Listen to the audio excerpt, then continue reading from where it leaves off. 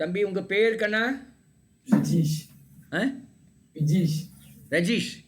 விஜீஷ். இஜீஷ். Okay okay. சரி, என்ன படிக்கிறீங்க? +1 படிக்கிறேன். +2 படிக்கிறீங்களா? ஓகே. +1. +1 படிக்கிறீங்க. என்ன குரூப் எடுத்திருக்கீங்க? சயின்ஸ். என்னென்ன வருது அதில்? Physics, chemistry, botany, zoology. Botany, zoology. Very good. Okay. இப்போ நீங்கள் எதுக்கு எய்ம் பண்ணுறீங்க? நீட்டுக்கு எய்ம் பண்ணுறீங்க. நீட் எதுக்குன்னு தெரியுமா? நீட் பரீட்சை எதுக்குன்னு தெரியுமா? நீங்கள் டாக்டர் ஆகணும் பண்ணால் அந்த நீட் பரீட்சை வழியாக தான் நீங்கள் போய் எம்பிபிஎஸ் சேர முடியும் இல்லையா? அந்த நீட்டு பரீட்சை வழியாக என்னென்ன சேரலான்னு முதல்ல சொல்கிறேன். அதை எப்படி ப்ரிப்பேர் பண்ணுறதுன்னு அப்புறம் நம்ம சொல்லலாம். சரியா? நீட்டு வழியாக நீங்கள் எம்பிபிஎஸ் சேரலாம், பிடிஎஸ் டென்டல் பல் டாக்டர்னு சொல்லுவோம் இல்லையா, அது சேரலாம், ஹோமியோபதி அது சேரலாம், சித்தா அது சேரலாம், நேச்சுரோபதி அது சேரலாம். இந்த மாதிரி இருக்குது. அந்த மாதிரி 4-5 சேரலாம். சரியா? ஆனால் இந்த வெட்டினரி சயின்ஸ் மாட்டு டாக்டர்னு சொல்லுவாங்க இல்லையா, ஆடு மாடுக்கெல்லாம் டாக்டர் இருக்கார் இல்லையா, அதை வந்து நீட்டு வழியாக சேர முடியாது தமிழ்நாட்டில். அது வந்து மார்க் வழியாக தான் எடுக்கிறோம்.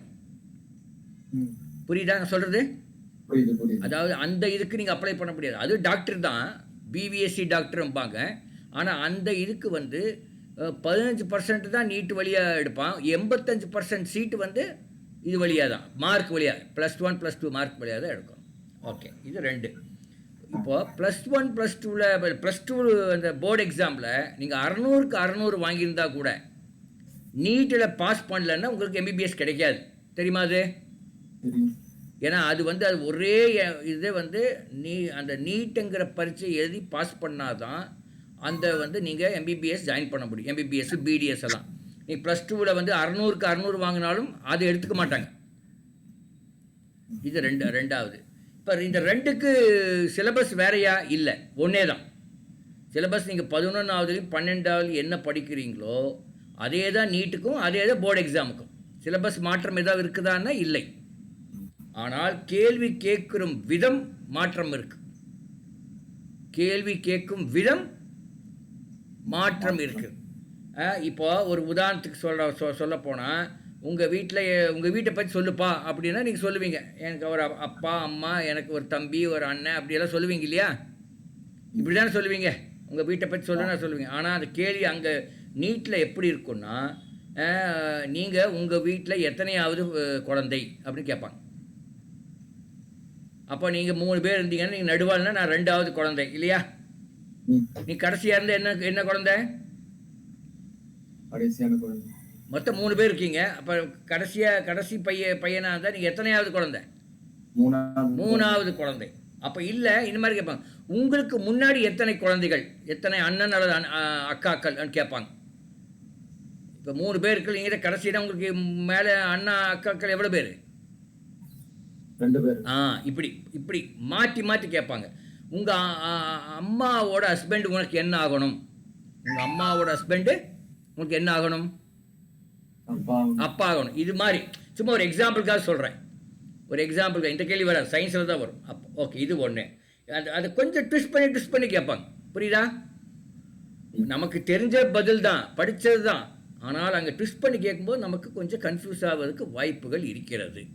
Okay, first. 2வது வந்து கேள்வி எதில் வரும் என்றால் ஃபிசிக்ஸ், கெமிஸ்ட்ரி, பயாலஜி, இந்த 3ல் வரும். ஃபிசிக்ஸ் படிக்கிறீங்க, கெமிஸ்ட்ரி படிக்கிறீங்க, பயாலஜி 2ஆக பிரித்து படிக்கிறீங்க, பாட்னி அண்ட் ஜுவாலஜின்னு படிக்கிறீங்க. நல்ல விஷயம். ஓகே, மொத்தமாக எவ்வளோ மார்க்குக்கு நீட்டுன்னு தெரியுமா? 720 மார்க். எவ்வளோ மார்க்குங்க? 720 மார்க். அதாவது 180 கேள்விகள். நீங்கள் தமிழ் மீடியமா இங்கிலீஷ் மீடியமா? English medium. ஸோ 180 கொஸ்டின்ஸ், அப்புறம் 720 மார்க், 720 மார்க்ஸ். ஒரு கேள்விக்கு 4 மார்க். ஓகே, இப்போ 180 கேள்வி, நீங்கள் 100 கேள்வி எழுதியிருக்கீங்கன்னு வச்சுக்கலாம்.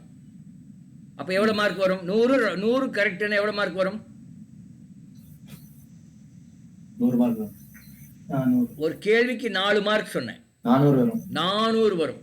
ஸோ ஒரு 100 கேள்வி எழுதியிருக்கீங்க, 90 கரெக்டு, 10 ராங்னு வச்சுக்கலாம் ஒரு பேச்சுக்கு. 90 மார்க் எவ்வளோ வரும் உங்களுக்கு? ஒரு கேள்விக்கு 4 வீதம் 90 கேள்விக்கு எவ்வளோ வரும்? 90 into 4 இல்லையா? எவ்வளோ வருது? 360 வருது. இந்த 360 அப்படியே உங்களுக்கு வந்துடாது. 360 மார்க் வாங்கிட்டீங்க. ஆனால் அந்த 10 மார்க் 10 கேள்வி தவறு இல்லையா? அந்த ஒவ்வொரு கேள்வி தவறான கேள்விக்கு 1 மார்க் போயிடும். அப்போ 10 கேள்வி தவறாக இருந்தால் எவ்வளோ மார்க் போகும்? 10 மார்க் போயிடும். இப்போ 360ல் 10 மார்க் போயிட்டு எவ்வளோ? 350. இவ்வளோதான் மார்க். அந்த தவறான கேள்விக்கு 1 மார்க் போயிடும். கரெக்டாக இருந்தால் 4 மார்க், தவறாக இருந்தால் 1 மார்க் போயிடும். புரியுதா? ஓகே. இப்போ 720 மார்க்குன்னு சொன்னோம், 150 கேள்வின்னு சொன்னோம். அதில் 90 கேள்வி வந்து பாட்னி ஜுவாலஜியில் வரும். பயாலஜின்னு சொல்கிறோம் இல்லையா? 90 கேள்வி பாட்னி ஜுவாலஜி வரும். அதாவது 45 கேள்வி பாட்னிக்கும் 45 கேள்வி ஜுவாலஜிக்கு வரும். ஃபிசிக்ஸ்க்கு 45 கேள்வி வரும், கெமிஸ்ட்ரிக்கு 45 கேள்வி வரும். 45 45 45 45, அப்போ 180 கேள்வி. அப்போது பயாலஜி 2, பாட்னி ஜுவாலஜி 2 சேர்த்துனா பயாலஜியில் 90 கேள்வி வரும். அப்போ 90 × 4 எவ்வளோ வருது? ஒரு கேள்விக்கு 4 மார்க். அப்போ பயாலஜிக்கு மட்டும் 360 மார்க் வருது. ஃபிசிக்ஸுக்கு 180 மார்க்கு, கெமிஸ்ட்ரிக்கு 180 மார்க். அப்போது நீங்கள் எதில் உங்கள் கான்சென்ட்ரேஷன் இருக்கணும்? இப்போ நிறைய மார்க் வாங்கணும் பண்ண பயாலஜியில் நல்ல தரவாக இருக்கணும். பயாலஜியில் ரொம்ப கஷ்டமாக கேட்டுட முடியாது. ஏன்னா அந்த பயாலஜியில் வந்து கணக்கு போடணுமா, கேல்குலேஷன் இருக்குதா? இல்லை. அதனால் நீங்கள் அதை வந்து அந்த பயாலஜி புக்கை அட்டை டு அட்டை படிக்கணும். புக்கு ஃபுல்லாக படிக்கணும். முதல் பக்கம் இருந்து கடைசி பக்கம் வரலும். அந்த பயாலஜி எடுத்தோடனே கொஞ்சம் கதை மாதிரி கொடுப்பாங்க இல்லையா ஒரு சாப்டரில், அதெல்லாம் கூட படிக்கணும். ஒன்று கூட விடாமல் படிக்கணும். அந்த டேபிள் டூ யூ நோன்னு இருக்கா, அதுவும் படிக்கணும். அங்கே டேபிள் ஒன்று இருக்கும், ஒரு சில டேபிள்லாம் இருக்கும், அதுவும் படிக்க வேண்டும். ஒரு லைன் விடாமல் நீங்கள் பயாலஜி, ஃபிசிக்ஸ், கெமிஸ்ட்ரி 3மே படிக்கணும். பயாலஜி கண்டிப்பாக படிக்கணும். ஏன்னா அதில் வந்து புக்கிலேருந்து தான் வரும். புரியுதா நான் சொல்கிறது? ஏன்னா ஃபிசிக்ஸில் வேறு மாதிரி வரும், அது அப்புறம் பார்க்கலாம். பயாலஜி வந்து அந்த மொத்தம் எவ்வளோ புக் தெரியுமா பயாலஜிக்கு? 11th எவ்வளோ புக்கு பயாலஜி? பாட்னிக்கு எவ்வளோ? ஒரு புக் தானே பாட்னிக்கு. ஜுவாலஜிக்கு 12th ஒரு புக்கு தான். அப்போ மொத்தம் 4 புக்கு படிக்கணும். பாட்னி 4 புக்குக்கு சேர்த்துனா உங்களுக்கு 360 மார்க் வருது. ஃபிசிக்ஸில் 11th எவ்வளோ புக்கு? 2. கெமிஸ்ட்ரியில் இல்லை, ஃபிசிக்ஸில் 12th எவ்வளோ? 2. அப்போ இந்த 4 புக்கு சேர்த்துனா 45 மார்க் தான். புரியுதா தம்பி நான் சொல்கிறது? அதாவது இந்த 4 புக்கு பயாலஜி படித்தா 360 மார்க், 4 புக்கு ஃபிசிக்ஸ் படித்தா 90 மார்க், 4 புக்கு கெமிஸ்ட்ரி படித்தாலும் 90 மார்க். ஆனால் ஃபிசிக்ஸுக்கு அந்த ஃபார்முலாலாம் தெரியணும், உண்டா இல்லையா? தெரியணும். கெமிஸ்ட்ரிக்கு அந்த ஈக்குவேஷன் எல்லாம் தெரியணும் இல்லையா? ஆனால் பயாலஜிக்கு அப்படியே மனப்பாடம் பண்ணுற மாதிரி பண்ணால் கூட நீங்கள் ஜெயிக்கிறதுக்கு வாய்ப்புகள் அதிகம். பயாலஜிக்கு புரியுறது பெரிய கஷ்டமாக இருக்காது. ஆனால் அந்த அந்த வார்த்தைகள் கொஞ்சம் வாயில் நுழையாமல் இருக்கலாம். ஆனால் அது வந்து நீங்கள் புரிஞ்சுக்கலாம். சரிங்களா? நான் சொல்கிறது புரியுதா? அதில் ஒரு லைன் விடாமல் படிக்கணும், ஒரு வார்த்தை விடக்கூடாது. படித்த பிறகு அந்த புக்கில் பின்னாடி ஒரு சம்மரின்னு கொடுத்துருப்பானா, அந்த சம்மரியை மறுபடியும் வாசிக்கணும். முதல்ல புக்கெல்லாம் ஃபுல் ஒரு 10 பக்கம் இருக்கும் அந்த பாடம். அப்போ சம்மரி ஒரு பேஜ் இருக்கும், படிச்சுக்கணும். அப்புறம் வந்து 1 மார்க் கொஸ்டின் இருக்குதா, இல்லை ஃபில் இன் த பிளாங்க்ஸ் மாதிரி இருக்கா? இருக்கு. அந்த அதை நீங்கள் அதை ஃபில்அப் பண்ணி பார்த்து அது எது கரெக்டான கண்டுபிடிக்கணும். அப்புறம் 2 மார்க் கொஸ்டின் வரும், அப்புறம் 5 மார்க் கொஸ்டின் வரும். அதெல்லாம் நீங்கள் அந்த 2 மார்க் கொஸ்டின் 5 மார்க் கொஸ்டின்லாம் உங்களுடைய போர்டு எக்ஸாமுக்கு யூஸ் ஆகும். ஆனால் இந்த 1 மார்க் கொஸ்டின் அதெல்லாம் அதிகமாக உங்கள் நீட்டுக்கு யூஸ் ஆகும். ஸோ அப்போது 360 மார்க், 720ல் 360 மார்க் பயாலஜினா அப்போ நம்ம எங்கே கான்சென்ட்ரேட் பண்ணணும்? பயாலஜி தான் கான்சென்ட்ரேட் பண்ணணும். அடுத்தது ஃபிசிக்ஸ் அண்ட் கெமிஸ்ட்ரி. ஓகே, இப்போ நீங்கள் 11th படிச்சுட்டு இருக்கிறீங்க. 11th அரை பரீட்சை வருதுன்னு வச்சு, கால் பரீட்சை வரப்போகுது, அரை பரீட்சை வருது. கால் பரீட்சை வருது இப்போ காலாண்டு தானே கோட்டையலி ஆ. வரப்போ கோட்டையலி இப்போ நடந்துட்டு இருக்குமே. நடத்திட்டு இருக்கு. அதான் கேட்டேன் எப்படி இப்போ நாளைக்கு முடியுதா? இல்ல 2 எக்ஸாம் முடிஞ்சது இதோட. இப்போ 25 தான் முடியுது. ஆ. இப்போ சரி ஓகே. இப்போ குவார்டர்லியில் உங்களுக்கு கெமிஸ்ட்ரியில் நல்ல மார்க் வந்துருச்சு வச்சுக்கலாம், அப்படி பேச்சுக்கு ஒரு வச்சுக்கலாம். உங்கள் போர்டு எக்ஸாம் ஃபிசிக்ஸ்லேயும் கம்மி, பயாலஜிலையும் கம்மி. அடுத்தபடியாக பயாலஜியில் வந்தது. பயாலஜினா பாட்னி ஜுவாலஜி ரெண்டு சேர்த்திக்கிறேன். பயாலஜியில் அடுத்தபடியாக நல்லா வந்தது, ஃபிசிக்ஸில் ரொம்ப கம்மி. இப்போ கெமிஸ்ட்ரியில் அதிகம், பயாலஜியில் கொஞ்சம் கம்மி. ஒரு கெமிஸ்ட்ரியில் இல்லை ஒரு 70ன்னு வச்சுக்கலாம். பயாலஜி இதில் வந்து 60, ஃபிசிக்ஸில் 50. அப்போது குவார்டர்லிலேருந்து ஆஃப் வேலிக்குள்ளே உள்ள டைமில் நீங்கள் எதில் கம்மி மார்க் வாங்குனீங்க? இந்த 3ல் ஃபிசிக்ஸு கொஞ்சம் அதிகமான டைம் செலவு பண்ணணுமா வேண்டாமா? செலவு பண்ணணும். அதுக்கு அடுத்த டைமு பயாலஜிக்கு செலவு பண்ணணும். ஏன்னா கெமிஸ்ட்ரியில் வர நல்ல மார்க் வாங்கியிருக்கீங்க, அந்த டைம் செலவு பண்ணி அதை மாதிரி நீங்கள் படிக்கணும். ஆஃப் வேலி வருது, ஆஃப் வேலியில் நீங்கள் பயாலஜியும் கெமிஸ்ட்ரியும் நல்ல மார்க் வந்துச்சு, ஃபிசிக்ஸ் இன்னும் மோசமாக தான் இருக்குது. அப்போ ஆஃப் வேலேருந்து முழு பரீட்சைக்கு ஃபிசிக்ஸ் கொஞ்சம் அதிகமாக படிக்கணும். இப்படி நீங்கள் இதை வந்து இந்த இப்போ இந்த டெஸ்ட் வைப்பாங்க, யூனிட் டெஸ்ட்டில் வைப்பாங்க இல்லையா, அதுலேருந்து கண்டுபிடிச்சிக்கலாம் எது நீங்கள் ஸ்ட்ராங்காக இருக்கிறீங்க, எது அவ்வளோ ஸ்ட்ராங் இல்லைன்னு கண்டுபிடிச்சிக்கலாம். அப்போ அடுத்த தடவை அதுக்கு எது ஸ்ட்ராங் இல்லையோ அது கொஞ்சம் நீங்கள் படிச்சுட்டு போகணும். இது ஒன்று. ரெண்டாவது வந்து எந்த ஒரு பாடத்தையும் வேண்டான்னு சொல்லி விடக்கூடாது. போர்டு எக்ஸாமில் விட்டால் கூட 100க்கு 100 வாங்கிடலாம். ஏதோ ஒரு சாப்டர் வந்து நம்ம படிக்காமே போனால் கூட போர்டு எக்ஸாமில் சாய்ஸ் இருக்கும், 100க்கு 100 வாங்குறதுக்கு வாய்ப்பு இருக்குது. ஆனால் இந்த நீட் எக்ஸாமில் சாய்ஸ் கிடையாது. புரியுதா நான் சொல்கிறது? புரியுது. 180 கேள்வி இருக்குது, 180 கேள்வி எழுதணும். 180 கேள்வி கொடுத்து ஒரு 10 கேள்வி எழுத வேண்டாம்லாம் இருக்க முடியாது. அப்போ நீ படிக்காத இடத்துல கேள்வி வந்துட்டா பிரச்சனை ஆகிடும் இல்லையா? அதனால் நீங்கள் எந்த சாப்டரும் எந்த ஒரு லெசனை விடக்கூடாது. அட்டை டு அட்டை மொத்தம் உங்களுக்கு பயாலஜி, பாட்னி, ஜுவாலஜியில் 2 வருஷத்துக்கு 4 புக், ஃபிசிக்ஸில் 2 வருஷத்துக்கு 4 புக், கெமிஸ்ட்ரியில் 2 வருஷத்துக்கு 4 புக், மொத்தம் எவ்வளோ 12 புக்கு நீங்கள் படிக்கணும். 12 புக்கை நீங்கள் தரவாக அந்த படிக்கணும். இதில் பயாலஜி, பாட்னி, ஜுவாலஜி ரெண்டையுமே லைன் பை லைனாக நீங்கள் படிக்கணும். ஃபிசிக்ஸ் எப்படின்னா அந்த ஃபார்முலா இருக்குல்ல, அந்த ஃபார்முலாவை நீங்கள் V = U + AT படிச்சிங்களா? படிச்சிருக்கோம். V என்றால் என்ன? வெலாசிட்டி. இல்லை, எந்த வெலாசிட்டி? ஓகே பரவாயில்ல. அப்போது அந்த V என்றால் என்ன? வெலாசிட்டி கரெக்டு, அது ஃபைனல் வெலாசிட்டின்னு தெரியணும். U என்றால் என்ன? இனிஷியல் வெலாசிட்டின்னு தெரியணும். V = U + AT. A என்ன? ஆக்சலரேஷன் இல்லையா? T என்பது டைம். ஸோ இது ஒவ்வொன்றுக்கும் விவரம் தெரியணும். வெறும் V = U + AT தெரிஞ்சப்போ அது என்னன்னு தெரியும். இன்னொரு ஃபார்முலா இருக்குது, நியூட்டன்ஸ் லா ஆஃப் மோஷன் இன்னொன்று இருக்குது. என்ன formula? F = mv. F = mv. ma தானே? Force is equal to mass into acceleration.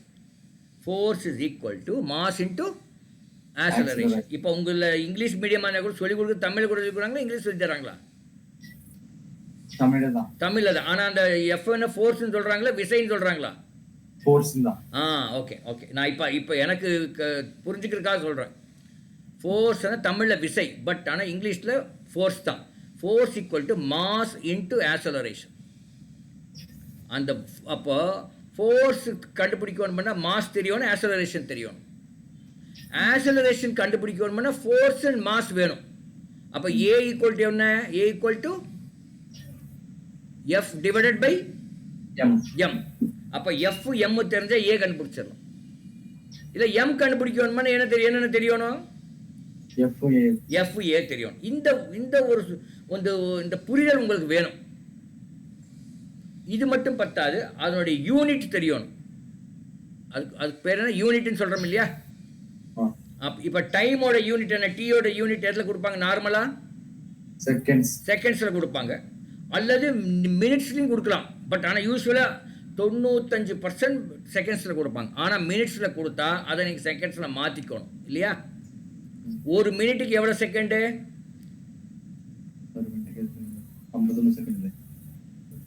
1 minute equal to how many seconds? 1 minute. 60 seconds. ஒரு நிமிஷத்துக்கு எவ்வளோ செகண்டு? 60 seconds. 60. 60 செகண்ட். அதே மாதிரி 1 ஹவருக்கு எவ்வளோ மினிட்டு?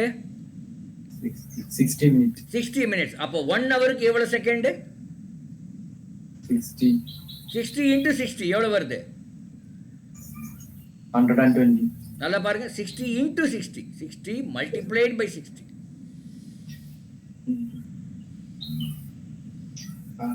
60 into 60. 60 into 60. 3600. அப்போ அந்த t என்பது it refers to time and the unit is either in second or in minute or in hours.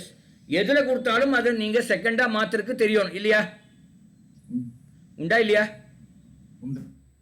உண்டுதானே? t. அடுத்தது வெலாசிட்டி வாங்க. வெலாசிட்டியோட யூனிட் என்ன?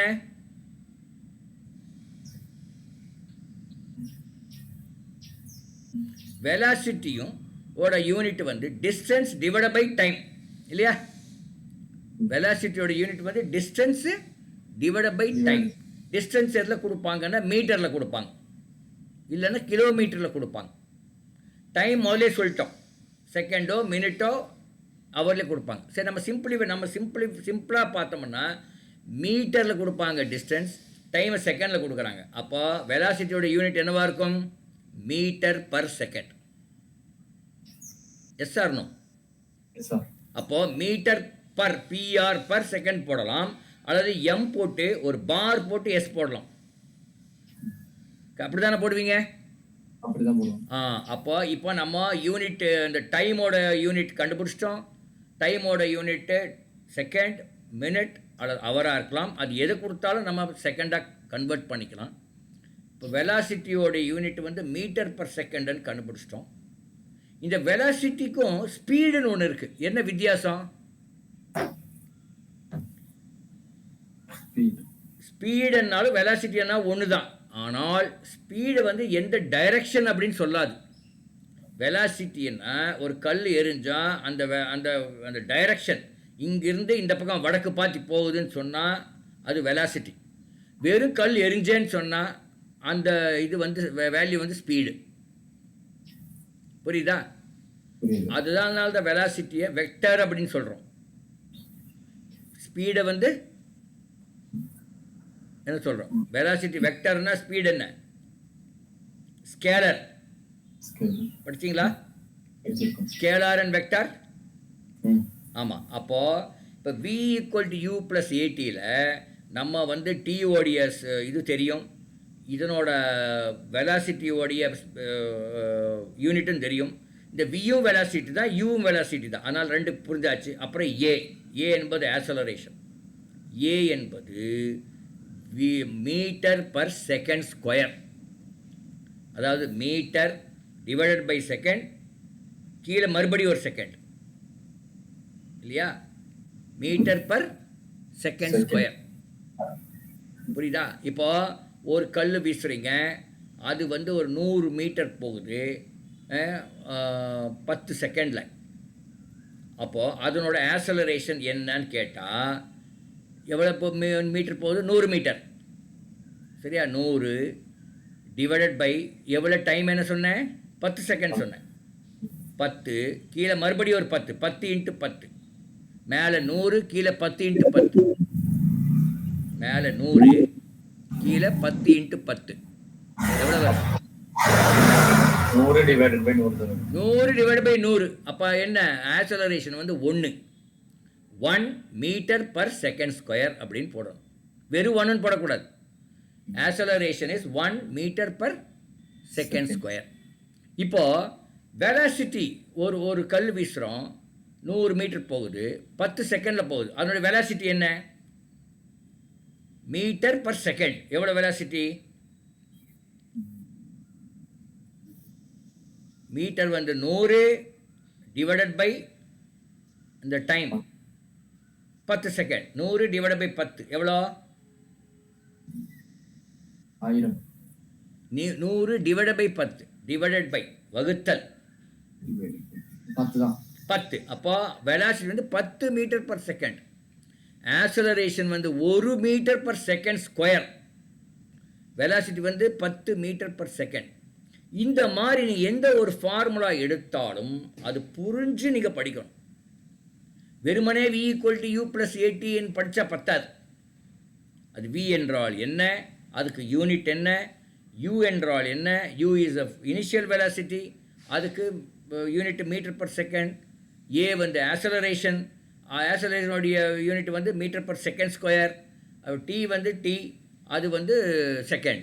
ஸோ இப்போ இப்படியெல்லாம் படித்தாதான் நீங்கள் உங்களுக்கு புரியும், நாளைக்கு இந்த மாதிரி பரீட்சையில் எழுத முடியும். புரியுதா? ஓகே. இன்னொரு அதே லா ஆஃப் மோஷனில் இன்னொரு ஃபார்முலா இருக்குது. என்ன ஃபார்முலா? v² = u² + 2as. படிச்சிருக்கீங்களா? அப்போ இங்கே v² என்பது ஃபைனல் வெலாசிட்டி. ஒரு கல் வீசும்போது தொடக்கத்தில் ஒரு வெலாசிட்டி இருக்கும், போய் முடியும் போது ஒரு வெலாசிட்டி இருக்கும். அப்போ தொடக்கத்தில் உள்ள வெலாசிட்டி யூன்னு சொல்கிறோம், முடியும் போது உள்ள வெலாசிட்டியை இங்கே ஸ்பீடுன்னே வச்சுக்கலாம், முடியும் போது ஸ்பீடை வின்னு வைக்கிறோம். இப்போ v² = final velocity square is equal to initial velocity square plus 2 into a, 2 into acceleration into S. எஸ்ங்கிறது டிஸ்டன்ஸ். எஸ்ங்கிறது என்ன?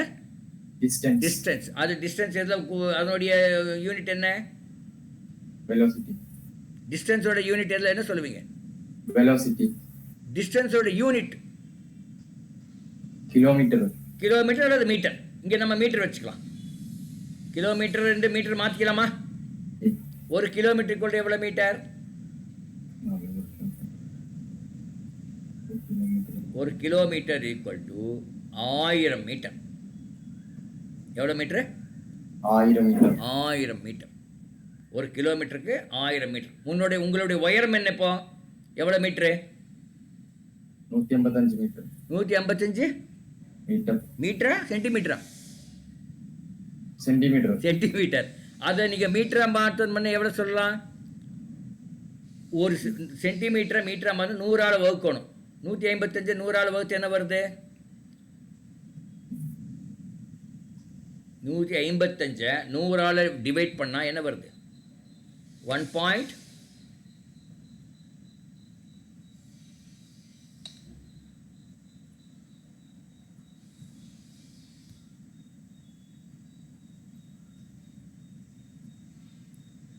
155 100ஆல் டிவைட் பண்ணால் எவ்வளோ வருது? 1.55 இல்லையா? 155 100ஆல் டிவைட் பண்ணால் 1.55 இல்லையா? அப்படி தான் சொல்லணும். 1.55 மீட்டர் உங்களோட உயரம். உங்களோட உயரம் வந்து 1.55 மீட்டர் என்றும் சொல்லலாம், அல்லது 155 சென்டிமீட்டர்னு சொல்லலாம். சொல்லலாமா சொல்ல முடியாதா? எவ்வளோ மில்லிமீட்டர் அது? 155 சென்டிமீட்டருங்கிறது எவ்வளோ மில்லிமீட்டர்? ஒரு சென்டிமீட்டருக்கு எவ்வளோ மில்லிமீட்டர்? ஸ்கேல் பார்த்துருக்கீங்களா? அதில் சென்டிமீட்டர் இருக்கும், அது மில்லிமீட்டர். ஒரு சென்டிமீட்டருக்கு 10 மில்லிமீட்டர். அப்போ 155 சென்டிமீட்டருக்கு எவ்வளோ மில்லிமீட்டர்? 10ஆல் பெருக்கணும் இல்லையா? மில்லிமீட்டருங்கிறது சின்னது. அப்போ 10ஆல் பெருக்கணும் எவ்வளோ வருது? 1550 மில்லிமீட்டர். 155 × 10 = 1550 மில்லிமீட்டர். ஸோ நீங்கள் அந்த இதெல்லாம் பேசும்போது, அந்த டிஸ்டன்ஸை பேசும்போது மில்லிமீட்டரில் பேசுகிறீங்களா, சென்டிமீட்டரில் பேசுகிறீங்களா, இல்லை மீட்டரில் பேசுகிறீங்களா, இல்லை கிலோமீட்டரில் பேசுகிறீங்களாங்கிறது தெரியணும். ஸோ நம்ம எடுத்தோன்னு ஒரு நம்பர் சொன்னால் அதுக்கு என்ன யூனிட் என்று தெரிய வேண்டும். இப்போ 2வது ஃபார்முலா என்ன படித்த சொல்லுங்கள்? முதல் ஃபார்முலா என்ன படித்தோம்? v = u + at. v = u + at படித்தோம். அப்போ v என்றால் என்ன, u என்ன, a என்ன, t என்ன தெரிஞ்சாச்சு. இப்போ 2வது formula v² = u + 2as. v² = u² + 2as. அப்போ v என்கிறது என்ன? இதில் வெலாசிட்டி. என்ன velocity? Final velocity. Final velocity square is equal to initial velocity square plus 2. ஏங்கிறது என்ன? ஆக்சலரேஷன். எஸ்ங்கிறது டிஸ்டன்ஸ். ஓகே. இப்போ மறுபடியும் நம்ம படித்ததெல்லாம் புரிஞ்சுக்கலான்னு பார்த்துடலாம். வெலாசிட்டியோடைய யூனிட் என்ன? Distance. இல்லை வெலாசிட்டி யூனிட் வந்து டிஸ்டன்ஸ் வந்து கிலோமீட்டர் மீட்டர்ன்றோம்ல. டிஸ்டன்ஸ் டிவைட் பை டைம் இல்லையா? என்ன வருது? மீட்டர் பர் செகண்ட் போடலாம். ஓகே, நம்ம இப்போ சிம்பிளாக நம்ம மீட்டர் பர் செகண்ட் தெரிஞ்சுக்கலாம். வேறு வேறு போடலாம், மீட்டர் பர் செகண்ட் போடலாம். டிஸ்டன்ஸுக்கு என்ன unit? S unit Kilogram. Metre. Distance வந்து மீட்டர் இல்லையா? ஆக்சலரேஷனுக்கு பார்த்தோமே, metre per Second. Second square. Square. புரிஞ்சுதா? வெலாசிட்டிக்கு தான் metre per second, acceleration metre per second. இது ஏன் சொல்கிறேன்னா, ஒரு ஃபார்முலா எடுத்து படிச்சிங்கன்னா ஃபிசிக்ஸில் அதை தரவாக இதெல்லாம் புரிஞ்சுட்டாதான் நீங்கள் அந்த அந்த வர்ற கேள்வி பதில் எழுத முடியும். உண்டா இல்லையா? உண்டு. இல்லாட்டி நீ கன்ஃபியூஸ் ஆகிடுவீங்க. அந்த இந்த எல்லாம் தெரியும். அப்புறம் லா ஆஃப் மோஷனில் இன்னொரு இது இருக்குது, இன்னொரு ஃபார்முலா இருக்குது. ஞாபகம் இருக்கா? முதல் ஃபார்முலா v = u + at படித்தோம். அடுத்தது v² = u² + 2as படித்தோம். மூணாவது வந்து s = ut + ½ at². s = ut + ½ at. போய் இந்த புக்கில் பாருங்கள். இப்போ ஒவ்வொன்றுக்கும் அது எப்படி, ஒவ்வொன்றும் ரெண்டு ப்ராப்ளம் போட்டு பாருங்கள். உங்கள் புக்கில் இருக்கும். அதில் என்ன அந்த 2 ப்ராப்ளம் போட்டு கொடுத்துருப்பாங்க, அதை போட்டு பாருங்கள். ஏதோ 2 கொடுத்து 3வது கேட்பாங்க இல்லையா? இப்போ v = u + atயில் u கொடுத்து a கொடுத்து t கொடுத்து v கேட்கலாம், இல்லை v கொடுத்து a கொடுத்து t கொடுத்து u கேட்கலாம். இப்படி தானே மாற்றி மாற்றி கேட்பாங்க.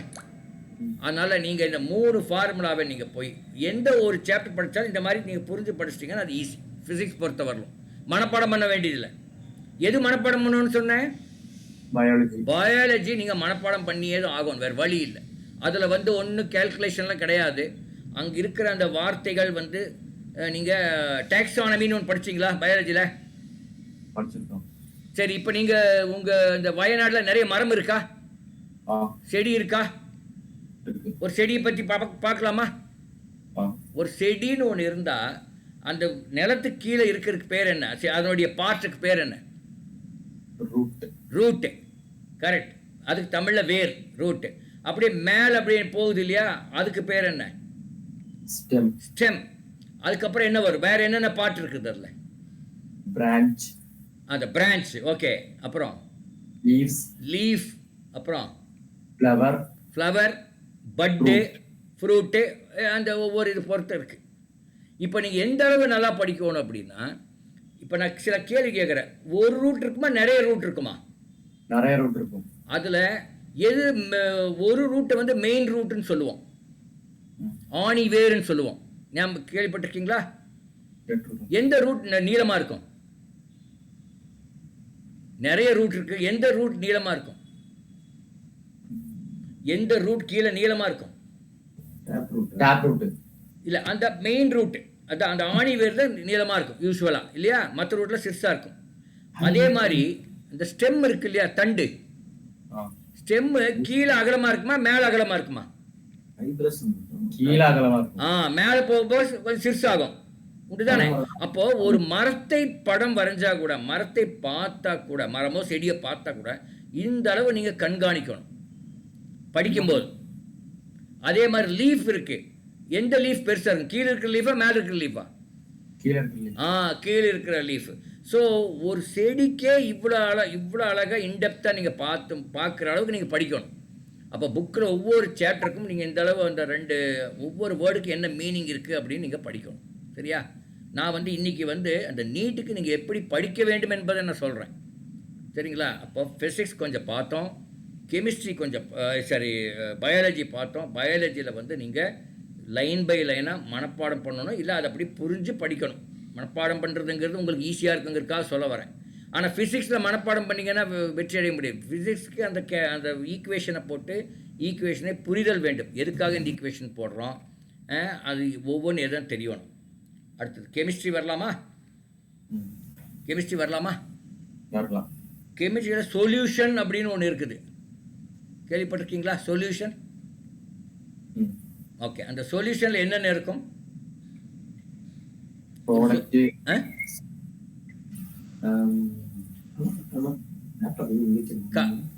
கரைசல் அப்படின்னு பேர் தமிழில்.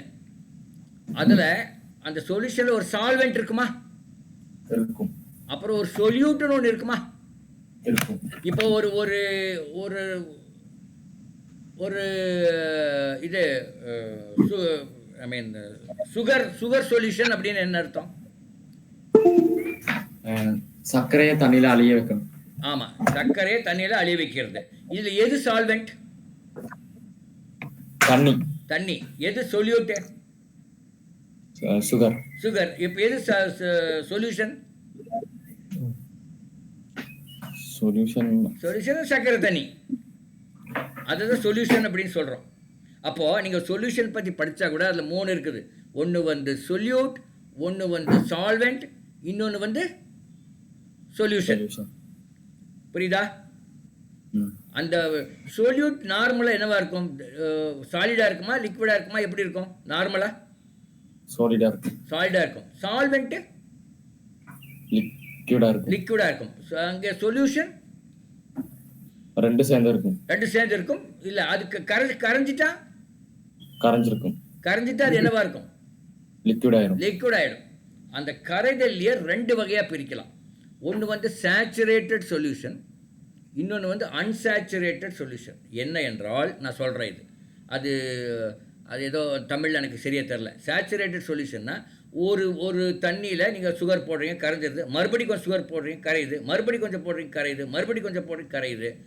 அதுக்கப்புறம் 5வது தடவை போடும்போது கரையிறது இல்லை. அப்போது அந்த 4வது தடவை போட்டு கரையிற வரல் இருக்கிறதுக்கு பேர் சேச்சுரேட்டட் சொல்யூஷன்ற பெயர். ஏன்னா அதுக்கு மேலே கரையாது. அந்த தண்ணியோட கெப்பாசிட்டி அதுக்கு மேலே வர்ற சுகரை கரைக்க முடியாது இல்லையா? அதுக்கு பேர் என்ன பேர்? Saturated solution. இப்போ முதல் தடவை ஒரே ஒரு தடவை நான் சுகர் கொஞ்சம் போட்டு கொஞ்சம் கரைச்சி வைக்கிறேன், அது சேச்சுரேட்னு சொல்ல முடியுமா? முடியாது. ஏன்னா இன்னும் கூட சுகர் அது எடுக்கும் இல்லையா? அதனால அது அன்சேச்சுரேட்டட் சொல்யூஷன் என்று பெயர். ஒரு சுகரில் ஒரு கிராமில் இது ஒரு 5 கிராம் போடுறேன், அது கரைச்சிருது. இன்னொரு 5 கிராம் போடுறேன், அது கரைச்சிருது. இப்படி 4 முறை போடும்போது 20 கிராம் சுகர் போட்டேன், எல்லாம் கரைஞ்சிருச்சு. அதுக்கு மேலே போட முடியல, போட்டால் கரையிறதில்ல.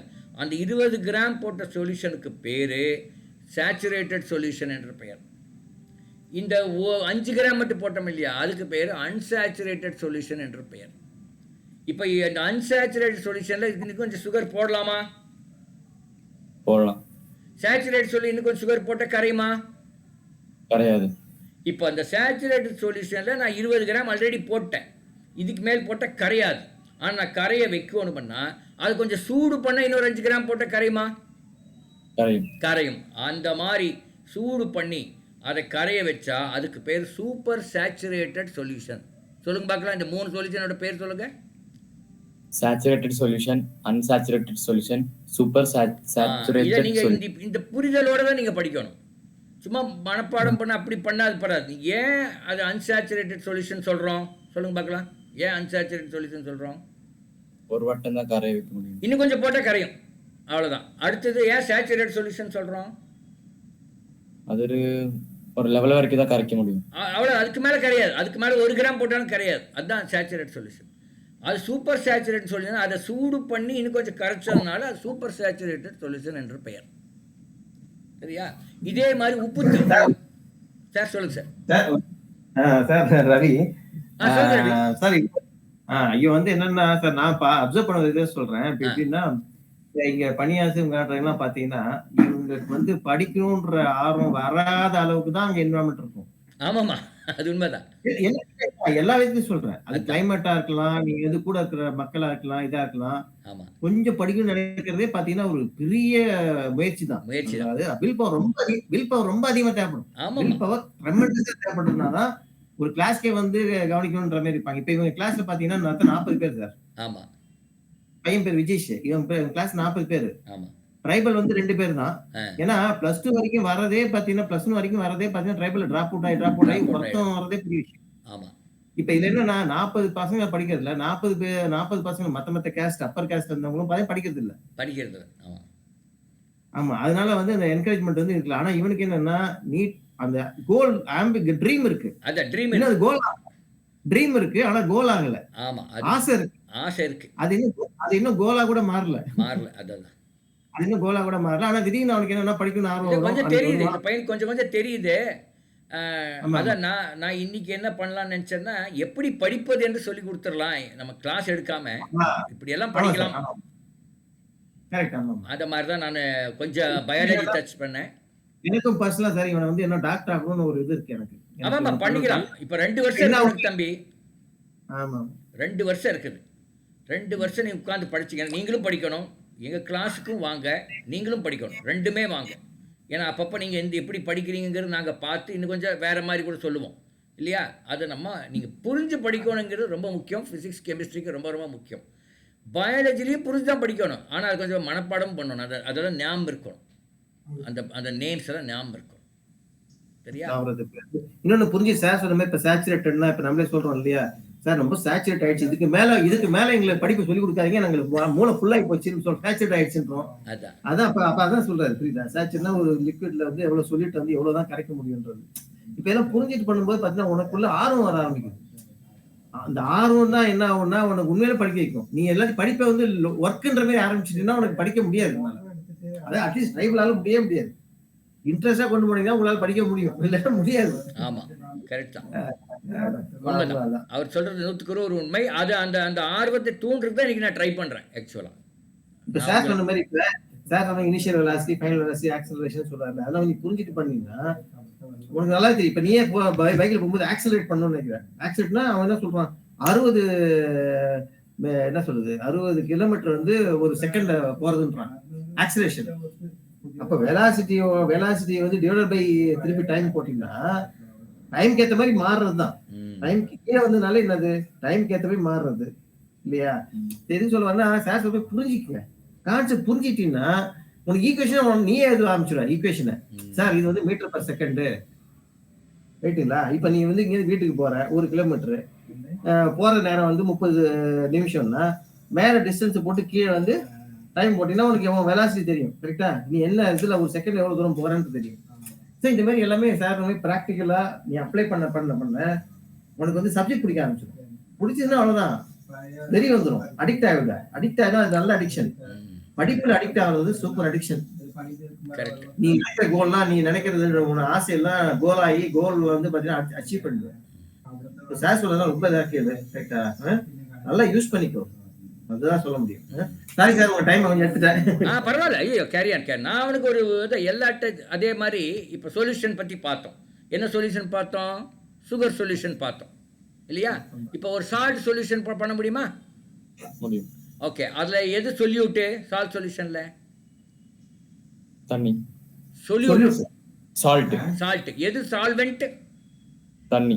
அப்ப அந்த அந்த சால்ட் இது வந்து தண்ணி வந்து சொல்யூஷன் இல்லையா? இதுலயும் சேச்சுரேட்டட், அன்சேச்சுரேட்டட், அப்புறம் சூப்பர் சேச்சுரேட் பண்ணலாம். இந்த சேச்சுரேட்டட் சொல்யூஷன்ல சால்ட் சொல்யூஷன்ல இந்த காளான் தெரியுமா? காளானுக்கு இங்கிலீஷ்ல என்ன? மஷ்ரூம். இந்த மஷ்ரூமை இந்தியாவில் தயார் பண்ணி அதை வந்து அமெரிக்காவுக்கு அனுப்புறாங்க. வேற எங்கெங்கும் அனுப்புறாங்க. அது என்ன பண்றாங்கன்னா ஒரு டப்பாவில் அந்த சேச்சுரேட்டட் சால்ட் சொல்யூஷனை போட்டு அதுக்குள்ள மஷ்ரூம் உள்ள போட்டு அனுப்புறாங்க. கெடாம இருக்கு. எதுக்கு? எதுல போடுங்க? சேச்சுரேட்டட் சால்ட் சொல்யூஷனை யூஸ் பண்றாங்க. மஷ்ரூம் கெடாம இருக்கு. அதுக்கு ஒரு பேர் வச்சிருக்காங்க. அதுக்கு பேர் பிரைன். BRINE பிரைன் பேர். அந்த பிரைன் சொல்யூஷன் என்ன அர்த்தம்னா சால்ட் சொல்யூஷன் அர்த்தம். சேச்சுரேட்டட் சால்ட் சொல்யூஷன் அர்த்தம். அதில் வந்து இதை முக்கி அதை அனுப்புவாங்க. இல்லைன்னா அது மஷ்ரூம் சீக்கிரம் கெட்டு போயிருங்கிறதுக்காக. சரியா? அதனால நீங்கள் இது ஏன் சொல்கிறேன்னா இது நீங்கள் எதை படித்தாலும் அதுக்கு ஏதாவது ரிலேட்டடாக ஏதோ ஒன்று இருக்கும் இல்லையா? இருக்கும். அதுதான் நீங்கள் அதை புரிந்து நீங்கள் படிச்சிங்கன்னா இந்த புக்கில் எல்லாம் இருக்குது. ஒன்று நான் புதுசாக ஒன்றுலாம் சொல்ல, அதை கொஞ்சம் உங்களுக்கு புரிகிற மாதிரி ஒன்று சொல்ல. ஓகே, ஒரே ஒரு கடைசி ஒரு கேள்வி கேட்குறேன். இன்னொரு 5 மினிட்ஸ் எடுத்துக்கலாமா? கீழேருந்து ஒரு மேலே ஒரு கல் வீசுறீங்க. இங்கேருந்து கீழேருந்து மேலே ஆகாயத்தை பார்த்து வீசுறீங்க. அது போயிட்டே இருக்குமா? இல்லை. என்ன ஆகும்? ஒரு இடத்துல இருந்து கீழே வந்துடும். ஒரு இடத்துல போய் நின்று கீழே அந்த இடத்துல ஒரு இடத்துல போய் அந்த இடத்துல இருக்கும்போது அதனுடைய வெலாசிட்டி என்ன இருக்கும்? கீழிருந்து மேலே வீசும்போது ஃபைனல் வெலாசிட்டி அந்த ஃபைனல் வெலாசிட்டி அதுக்கு எவ்வளோ இருக்குங்கிறீங்க? 0 ஆயிடும். அதனால அது கீழே வருது. இங்கிருந்து வீசும்போது ஏதோ ஒரு ஸ்பீடில் வீசுறீங்க, ஏதோ ஒரு வெலாசிட்டியில் வீசுறீங்க, ஒரு 20 மீட்டர் பர் செகண்ட் வீசுறீங்க வச்சுக்கலாம். அது மேலே ஒரு ஒரு ஒரு அளவுக்கு போய் அது 0 ஆன உடனே அது கீழே வருது. அப்போ கீழிருந்து மேலே வீசுகிற கல்லுக்கு இனிஷியல் வெலாசிட்டி ஏதோ ஒரு வேல்யூ இருக்கும், ஃபைனல் வெலாசிட்டி 0 இருக்கும். இதை நீங்கள் புரிஞ்சுக்கணும். இது அடிக்கடி வர்ற கேள்விகள். அதே மாதிரி அந்த போய் திரும்பி வரும்போது அந்த கல் திரும்பி மறுபடியும் எங்கே வரும்? நிலத்துக்கு வருமா? அப்போ அந்த ரிட்டர்ன் ஜேர்னியில் இனிஷியல் வெலாசிட்டி 0 இருக்கும், ஃபைனல் வெலாசிட்டி ஏதோ ஒன்று இருக்கும். கீழே வர வர வெலாசிட்டி எச் ஆகும் இல்லையா? எச் ஆகும். அப்போது கல் கீழிருந்து மேலே வீசும்போது இனிஷியல் வெலாசிட்டி வேல்யூ இருக்கும், ஃபைனல் வெலாசிட்டி 0. கல் அது போய் திரும்பி வரும்போது இனிஷியல் வெலாசிட்டி 0 இருக்கும், ஃபைனல் வெலாசிட்டி ஏதோ ஒரு வேல்யூ இருக்கும். புரியுதா? இப்படி எதை படித்தாலும் நீங்கள் அது உங்களுடைய டெய்லி நடக்கிற விஷயங்களோட நீங்கள் சம்பந்தப்படுத்திட்டீங்கன்னா அது மறக்குமா? மறக்காது. அது எப்படி கேள்வி கொண்டக்க மண்டக்க எப்படி கேட்டாலும் நீங்கள் பதில் சொல்ல முடியும். ஸோ இப்போ நம்ம ஒரு ஃபிசிக்ஸில் லா ஆஃப் மோஷனில் 2 ஈக்குவேஷன் எடுத்தோம், அது கல் வீசுறதெல்லாம் பார்த்தோம். கெமிஸ்ட்ரியில் சொல்யூஷன், சொல்யூட், சால்வெண்ட் இதெல்லாம் பார்த்தோம். அதே மாதிரி இதில் உங்களுடைய பயாலஜிலையும் அந்த செல் ஸ்ட்ரக்சராக இருந்தாலும் சரி, எதை படித்தாலும் அதை தரவை புரிஞ்சு அப்புறம் மனப்பாடம் பண்ண வேண்டியிருக்கும். ஸோ மொத்தம் 720 மார்க்கில் 360 மார்க் பயாலஜிக்கும், 180 மார்க் ஃபிசிக்ஸுக்கும், 180 மார்க்கு கெமிஸ்ட்ரிக்கும் இருக்குது. அதிகமான மார்க் பயாலஜி இருக்கும். அந்த 2 பாடத்தை நீங்கள் ரொம்ப நல்லா படிக்கணும். அது ஒன்றும் வெரி டிஃபிகல்ட் இல்லை, கொஞ்சம் மனப்பாடம் கூட பண்ணிக்கலாம். உங்கள் வயசுக்கு அது முடியும். சரியா? நீங்கள் நல்லா மனப்பாடம் பண்ணக்கூடிய ஒரு ஆளாக தான் இருப்பீங்க. சின்ன வயசில் மனப்பாடம் பண்ணிங்க இல்லையா? திருக்குறள் அதெல்லாம் மனப்பாடம் பண்ணிக்கலாம். அது மாதிரி அதை கொஞ்சம், ஆனால் அட்டை டு அட்டை பண்ணி ஸ்கூலில் பின்னாடி இருக்கிற கேள்விக்கு மட்டும் பதில் படிக்க சொல்லுவாங்க, அது வேண்டாம்.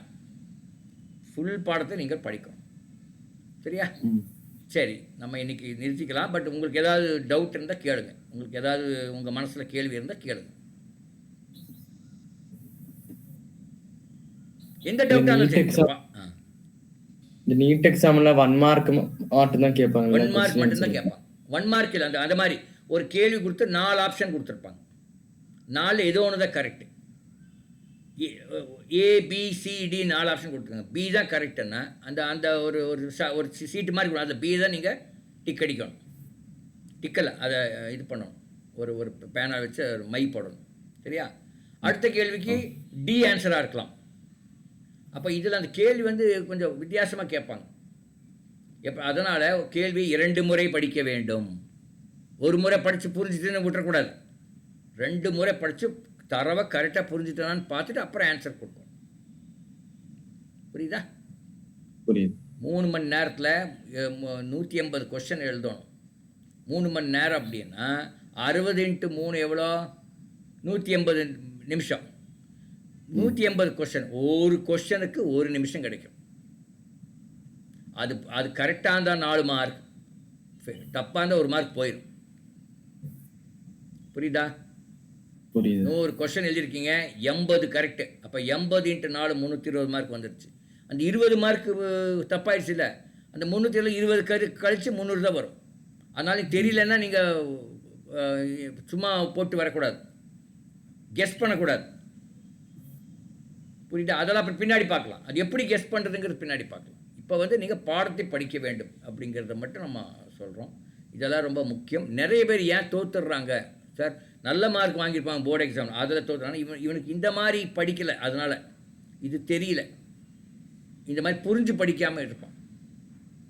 அங்கே போய் ஏதோ பக்கமாக எழுதிடுவான், ஆனால் புரிஞ்சு படிச்சிருக்க மாட்டான் இல்லையா? அதுதான் ஒரு வித்தியாசம். இப்போ அதில் ஜெயிக்கிறவனுக்கும் ஜெயிக்காத வித்தியாசம். புரிஞ்சு படித்தவன் ஜெயிக்கிறான், புரியாமல் படிக்கிறவன் அதில் ஜெயிக்க முடியுது. சரியா? மீண்டும் நம்ம இன்னொரு நாள் சந்திப்போம். நீங்கள் எல்லா கிளாஸுக்கும் வாங்க. அதாவது அந்த சின்ன குழந்தைங்க வர்றாலும் வாங்க. அங்கேயும் நம்ம சயின்ஸ் எடுக்கிறோம், கொஞ்சம் ஈஸியான, இதை விட ஈஸியான சயின்ஸ் எடுக்கிறோம், அவ்வளோதான். பட் அதுவுமே உங்களுக்கு யூஸ்ஃபுல்லாக இருக்கும் இல்லையா? அதனால் அது நீங்கள் எல்லா கிளாஸுக்கு எப்போல்லாம் வைக்கிறாங்களோ, ஞாயிற்றுக்கிழமை இல்லை, சனிக்கிழமை தான் வைப்போம். அந்த டைமெல்லாம் வாங்க நீங்கள். அப்போ ஏதாவது டவுட் இருந்தாலும் கேளுங்க. ஓகே சரவணன் சார் அவர் அங்க போயிட்டாரு. அங்கே போயிட்டு ரவி அங்கே போயிட்டாரா? 2 பேர். அப்போ நம்ம க்ளோஸ் பண்ணிக்கலாமா? ஓகேப்பா, ஏதாவது டவுட் இருந்தால் நீங்கள் கேளுங்க. Okay, thank you.